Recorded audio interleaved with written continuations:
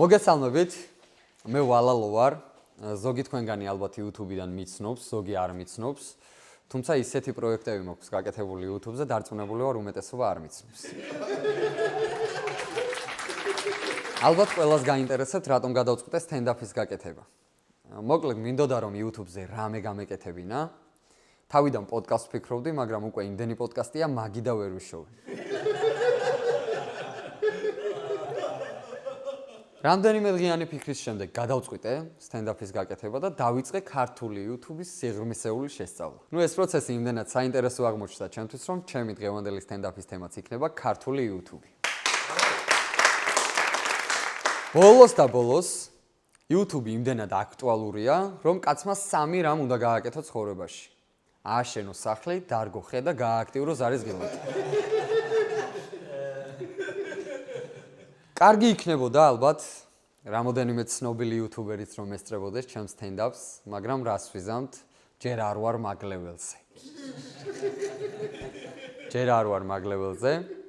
ჩამომივა ალბათ მეც ის ვერცხლის ღილაკი და მერე დავპატიჟე მაგ პატიოსან ხალხს და მოვლენ. სანამ შევაფასებდე, როგორია ქართული YouTube, მოდი თავიდანვე ვთქვათ, რომ YouTube საერთოდ არ არის ქართული.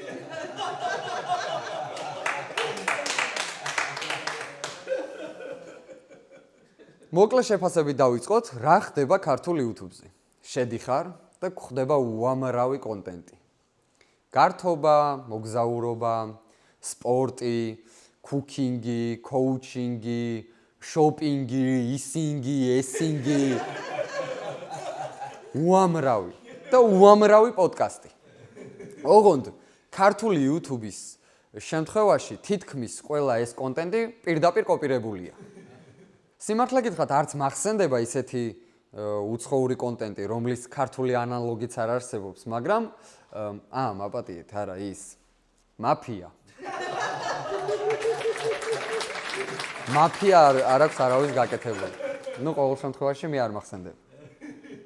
ალბათ ყველას გაინტერესებთ, რამდენს გამოიმუშავებს ქართველი YouTuberi. ისინი 3 კატეგორიად იყოფიან. ესენია YouTuberები, რომლებმაც მანქანა იყიდეს, YouTuberები, რომლებმაც სახლი იყიდეს და YouTuberები, რომლებმაც სახლ-მანქანა იყიდეს. ზოგი YouTuberi მართლა კარგ კონტენტს აკეთებს, თუმცა ზოგი ისეთი YouTuberია სახლში, რომ გაუგონ მამამისი მოკლავს. სახლიდან მინიმუმ გამოაგდებს.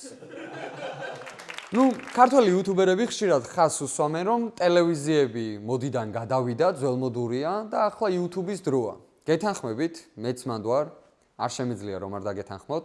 YouTube იმდენად აქტუალურია, რომ ეკაკვე სიტაძეც YouTube-ზე გადმოვიდა. დღეს საქართველოში იმაზე მეტი პოდკასტია, ვიდრე მაგალითად გიორგი. ამ პოდკასტებს ყველას აქვს ერთი ძალიან დამახასიათებელი თვისება, რომ ყველა მათგანის წამყვანს ესე სკამზე აქვს ფეხი შემოდებული. ხშირ შემთხვევაში ცალფეხზე საერთოდ არაცვია.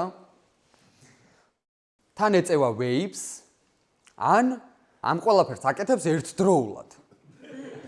რო უფრო შინაურული გარემო რო შეგიქმნას.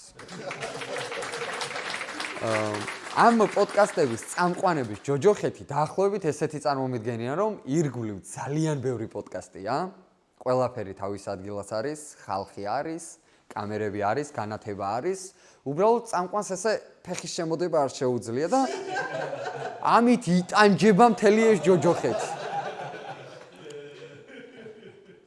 ასევე YouTube-ზე შევხვდებით ძალიან საინტერესო მიმდინარეობას, ცოლქმრული კონტენტი.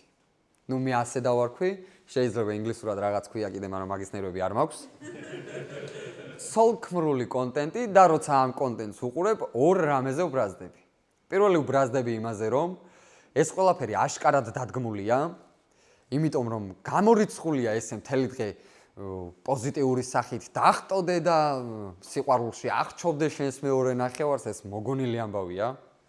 და მეორე ვბრაზდები იმაზე, რომ ამ კონტენტს უყურებ და მომწონს, ბიჭო. მომწონს. ზოგი მართლა კაია. ასევე ამ ბოლო დროს ძალიან პოპულარულია ქართველი იუთუბერების Amazon-ის ჯუნგლებში მოგზაურობის ამსახველი ვიდეო მასალები. ძალიან.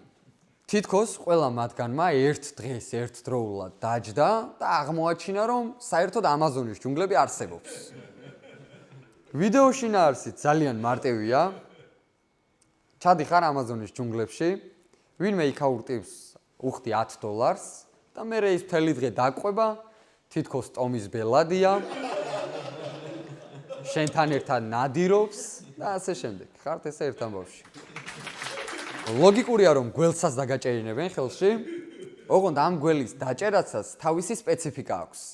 რომ დაიჭერ, აუცილებლად უნდა თქვა, რომ აუ რა ცივია. თითქოს ვინმეს გველი აქამდე თბილი ეგონა.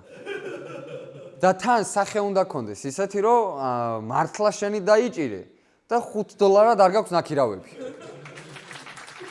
როგორც ხედავთ, ქართველმა იუთუბერებმა გველები ძალზედ შეაგონეს.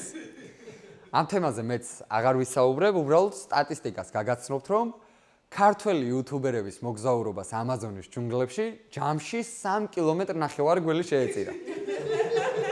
3 კილომეტრ-ნახევარი. ნუ ეს კილომეტრებით, იმიტომ რომ ზოგი გრძელი იყო, ზოგი მოკლე იყო და ასე დავთვალეთ და მოგაწოდეთ ინფორმაცია. ქართული YouTube-ის ძიების პროცესში მივაგენი ფორმულას, როგორ უნდა გავხდეთ წარმატებული იუთუბერი. ყოველ ორ სიტყვაში უნდა ვიგინებოდეთ. ყოველ 3 სიტყვაში უნდა ვამბობდეთ, რომ ტელევიზიები მოდიდან გადავიდა და ძველმოდურია. და ყოველ 4 სიტყვაში უნდა ვნანობდეთ, რომ ოდესღაც იუმორინაზე გამოდიოდეთ. მოკლედ, ქართველმა ხალხმა დიდი მადლობა უნდა გადავუხადოთ YouTube-ს იმისთვის, რომ სხვა ერის ხალხთან დაგვაახლოვა და უფრო დიდი მადლობა უნდა გადავუხადოთ იმისთვის, რომ შოთო სიხარულიძესთან დაგვაშორა. მაკაცის ხმა რო აღარ მესმის. ასევე მინდა შევეხო ძალიან დიდ პრობლემას. საქართველოში YouTube-ის პოპულარიზაციასთან ერთად ცნობილი ადამიანების რიცხვი მკვეთრად გაიზარდა. ადრე რა კაი იყო? იცოდი რომ იყო მხოლოდ დუტა და იყო ცნობილი. როგორც ხედავთ, ქართული YouTube-ზე ადგილები არ არის და ამიტომაც ვგავარ ფეხზე.